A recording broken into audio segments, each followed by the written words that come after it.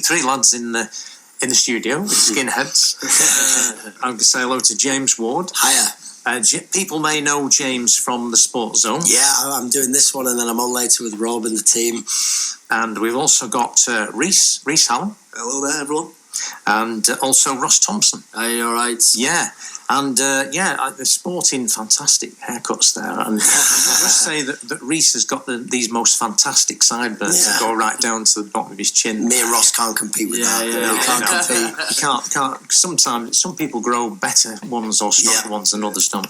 But we're here to talk about the Greater Manchester Fringe. Yes. And you're all on at that, aren't you? Doing a play called Boots and Braces. Indeed. Yeah. Indeed. Would you like to tell us whichever one? Would you like to tell us all about Go on, it? I'll take the reins with this one. So the reason for the Shaven Heads is we are all playing skinheads in a play that is trying to tell a story of a culture throughout many years with just three lads. So obviously there's a lot of multi-rolling, there's a lot of narration and stuff like that. And I think the main thing we've been saying from the start is we should be telling a story that's important. And I think it really is, even in nowadays with the rise of the far right, because obviously you go way back and you think of what people's preconceptions are when they think of a skinhead. Yes. And a lot of people think racist, intolerant, violent.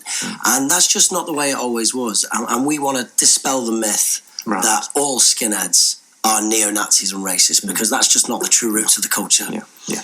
And it's at the Farewell Theatre Company.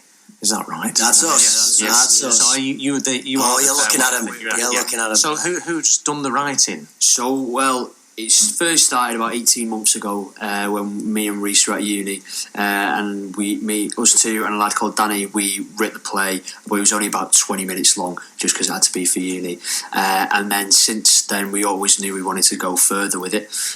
So this kind of presented itself, the Fringe, and we just thought we'd roll with it. And unfortunately Danny couldn't do it this time, but it did mean obviously we got James involved, which was fantastic, and he was actually an audience member the first time he did it. So his kind of input was actually really well, taken on, because obviously he's seen it, he knew what worked, what kind of needed to be explained more. Fresh eyes. Yeah, fresh eyes, and also kind of just give it give it another different kind of energy, and also like the first thing we did was rewatch it and decide where we went wrong, and now we've basically doubled it in length. We've gone into a lot more detail, depth. We've kind of cut things out that kind of got brushed over and made sure it really kind of follows a decent narrative and makes real good sense this time. Yeah, when we were talking before, it was like there's factions of people that get pulled into all different sorts of things where, a lot of people don't get pulled into. People are, there's people that will follow or be persuaded to follow their peer pressure into things, and there's other people that won't. So I suppose it's like anything else. Yeah, like the subculture breaks off into so many different shades. Yeah, I mean, it's just it's the youth of that era, either hanging out with a gang. Like, I mean, it's kind of similar to today. You hang around with people and you're gonna kind of adopt that behaviour. If you in gang violence, or if you go to football matches, or if you do this, that, and the other. So like, it is still relevant today in that aspect. I mean, if there's a big group of impressionable youths back and then, and someone hands them a newspaper and says this is what's actually wrong with this country, they're going to believe it. Of course, why wouldn't you believe your elders? Whereas the people who didn't get given that, the Bulldog, the National Front newspaper, they had no idea really what it was about. So why would they believe it in that sense? They're just very impressionable people. I mean, the thing is, now you've got this bad knife culture, haven't you? And that's the sort of thing, and that's sort of just a lot of young people are being drawn into that, aren't they? And you hear these stories, something, isn't there? And that's current at the moment, and there's a lot of pressures on that, and to do things and get things done about it. So there's always something, isn't there? Always. But I remember the ska tradition, the ska music that skinheads were very much into. That ska music, which is West Indian. All Caribbean.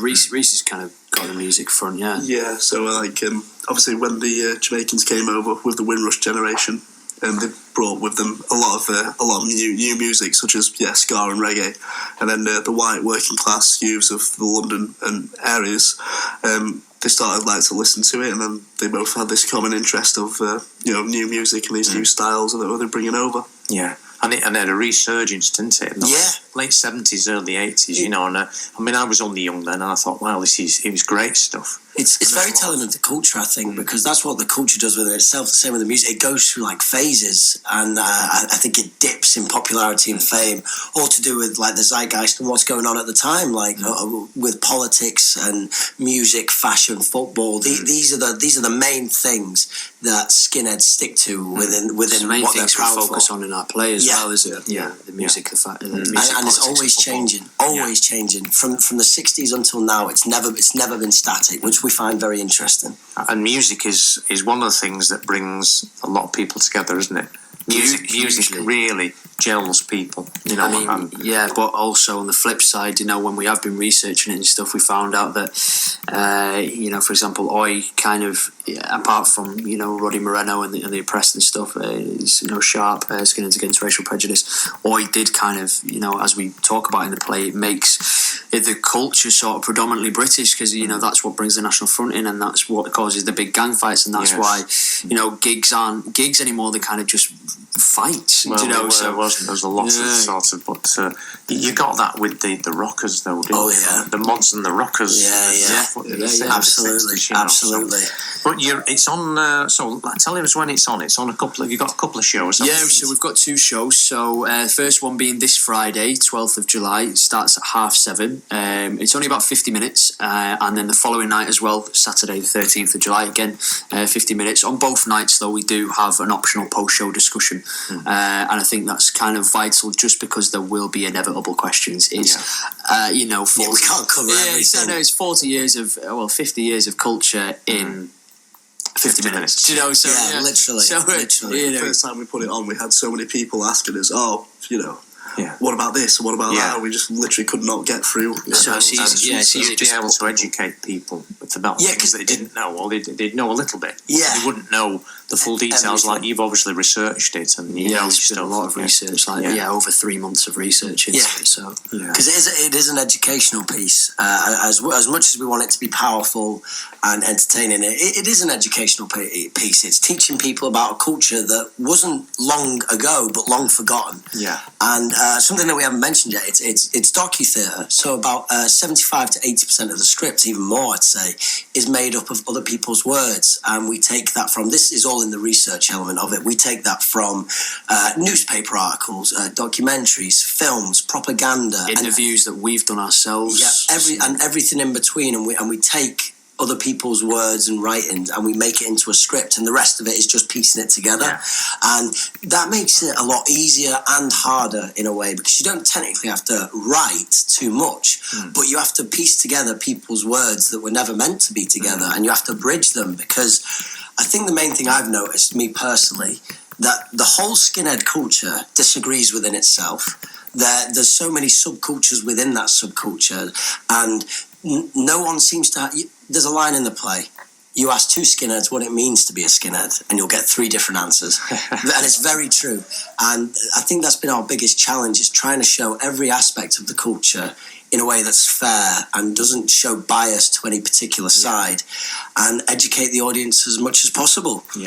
It's like anything, I suppose. You get whichever sector, everybody will disagree. You know, there'll be people who from one side and the other. So it's the same throughout, isn't it? Of course. I mean, whichever culture you go in, you know, it's like jazz fans. Some people want traditional jazz, and other people only, you know, they'll only stick to classical jazz. Or New York. You know, some people won't cross over the line. Other people want the whole remit, don't they? So, and it's at the Empty Space. Yeah, the Empty Space Theatre. So it's just changed its name. It was Footlights House. So it's just by Media City, about a couple of minutes walk from Broadway tram stop. It's on Kansas Avenue. But yeah, I mean, on our Twitter and Facebook, I have all the details on there as well. And your tickets are £7. So £7 full price and £5 concessions. So yeah, we're hoping to get, you know, students and stuff coming along, and just general members of the public. Like, it'd be great to see. I know for a fact that I know, judging by our Twitter and stuff, there are going to be some just general public, but it'd be great to just kind of get real people's opinions, you know, not just your friends and stuff. So, absolutely. One of the things we asked before was about walking down the street. With the heads that we've got. You had a range of reactions, I should imagine. Yeah, I mean, well, just the other week, actually, me and Ross were walking through town. It was quite late at night, and there was this group of girls who walked next to me. They just literally every single one of them just would give us either just look down to the floor or just give us daggers, and we were just thinking, wow, this is so weird. Just walking home. Just literally doing nothing, minding our own business. Probably actually having a laugh. Do you know what I mean? There wasn't even stern faces or anything. And people's preconceptions again. It's just even when we're dressed normally, not even in the it's phenomenal, really. How people. It really does go back to don't judge a book by its cover, and it's kind of made us all, I think, realise if you just see someone knocking about the street, you don't know what they are. Do you know? Exactly. You don't know who they are. Stop judging people just because the way they look, or they've got a shaven head or whatever. And they'll be sporting some nice cherry red Doc Martens. Oh yeah, them two. I get black. Oh, right. I get the red Harrington and the black boots, and they get the black Harringtons and the cherry red boots. Yeah. Anyway, lads, James, Ross, and Reece, it's been wonderful to talk to you. Yeah, thanks for having us on. And thank you for coming in tonight.